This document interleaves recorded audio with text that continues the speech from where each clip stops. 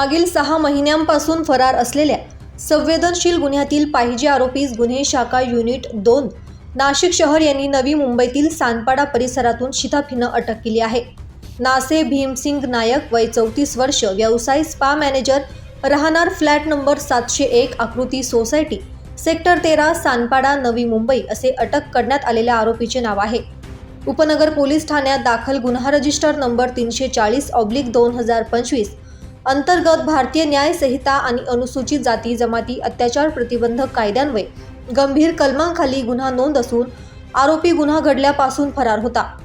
पाहिजे आरोपीचा शोध घेण्याबाबत माननीय पोलीस आयुक्त श्री संदीप कर्णिक यांच्या सूचनेनुसार गुन्हे शाखा युनिट 2 ला आदेश देण्यात आले होते।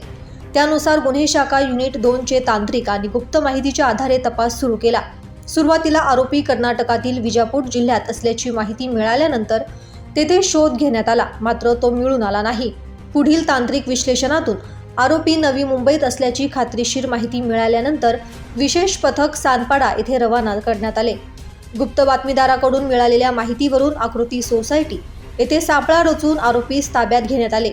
चौकशीत आरोपीने गुन्ह्याची कबुली दिल्यानंतर त्यास पुढील कारवाईसाठी उपनगर पोलीस ठाण्यात हजर करण्यात आले आहे।